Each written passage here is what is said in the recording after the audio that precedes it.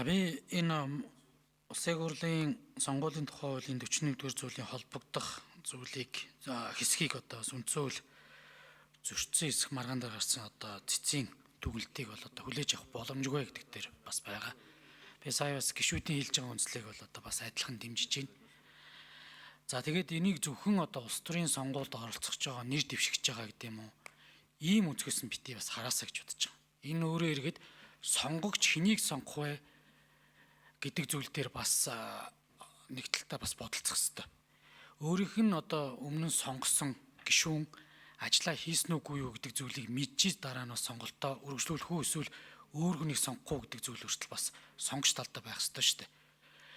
Нөгөөдөгөрдөө бас энэ асуудлын цаана зүгээр гол юм бол бас тэр сонгогч талынхаа нюансыг гадна магадгүй зүгээр улс төрийн сонгуульд дараа нь оролцохгүй юм бол бас нэг тайлангаа тавьчих болцоо байх хэрэгтэй шүү дээ. Гэтэл сонгуулийн жил ерөөсөө ингэж одоо бас тайлан тавьж болохгүй ч гэдэм үү. Энэ гэхээр ерөө их тийм сонин одоо тийм хайчинд орно л тоо.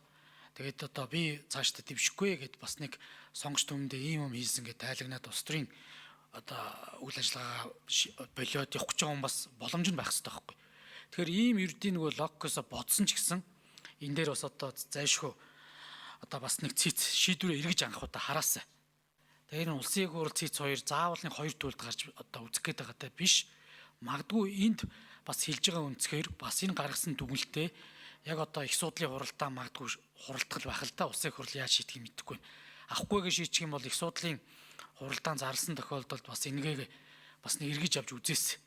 Тэгэхгүй манайхны нэг өнгөрсөн жил хандлагууд гаргасан шийдвэрээ хамгаална гэд сүүлдээ ингээ болж исэн текстийг ингээд институт хоорондын зүгээр ойлголцлын юунаас болоод бүр өөр нь юмс руу явуулчаад тэнд байгаа нөгөө сонгогч болон улсын хурлын сонгуульд орох хүмүүсүүд ирэх хязгаарлагддаг ийм нөхцөл байдал орчихгүй гэдэг зүйл бас байна. Тэгээ би энэ дээр бас улсын хурлын тамгын газрын удирдлагуудаас бас энэ орж ирээд суух хэрэгтэй нэг юм байна. Энэ цэцгийн нэг хилээд байгаа нэг үндслэл байгаа юм. Улсын хурлаар болоод хууль зүйн байнгаар улсын хурлаар энэ шийдвэрийг хүлээж авахгүй гэдэг үндслээ тогтоолдоо бичээч. Түүнээс биш манай нэг үндслэл юу вэ гэхээр улсын хурлын тогтоол гаргах одоо нэг тогтоол хэлбэртэй байна гэдэг зүйлийг биччихээд хүлээж авахгүй гэж шийдчихэж байгаа байхгүй. Цэц юу хүсэж байна гэхээр яагаад одоо хүлээж авахгүй болсон үндслээ ингээд тоочоод бичээд шийдвэрээ гаргачвал бидэд бас энийг чи харгалзаж үзэх гээд байна. Тэгээд ийм юм яригадад ингэсэн юм аа гэхээр за таа чин бас яг бүгдийг нь төлөөлж хэлж чадах билүү? Тэгээд тэр тайлбар дээр чинь бас дутуу хөтөө очичдаг юмнууд байгаад.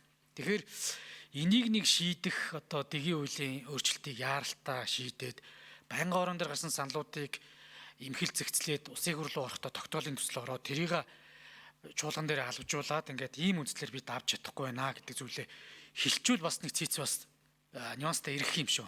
Тэгэхээр бас энэ зүйлүүдийг бас улсын хурлын тамгын газар маань бас анхаарад бас нэг шийджүүл бас хаана ойлголцол бол байна. Тэгээд би дөрөв бол Эрдэнэт гишүүн болон энх хоёр гишүүн, номжим гишүүн өгж байгаа тайлбаруудыг бас дэмжиж байгаа шүү. Ерөн бол энэ их одоо тэгш байдлыг гэхээс илүүтэйгээр магадгүй зүгээр яг хэлбэрийн хувьд, тоо хэмжээний хувьд, цаг хугацааны хувьд жоохон зохицуултуудыг сайжруулад оруулчих болох юм. Яг сонгуулийн сурчлагаа эхлэхээс одоо тэдний өмч гэдэг юм уу эсвэл сонгуулийн жил эхлэх юм бол нэг уу хоёр удаа ч гэдэг юм уу. Гэхдээ ерөн зүгээр яг байнгын үйл ажиллагаатай парламент гэдэг юм уу ийм юм явж хахад бодлого шийдвэрүүдийг иргэд сонгогчид заавал хүргэж явах хэрэгтэй. Тэгэхээр бидэд ийм юм болохгүй байна гэд бас хүрхгүй байгаад байна гэдэг чинь бас хэцүү. Тэгээ ерөн зүгээр сонгуулийн сурчлагаа гэдэг бол дандаа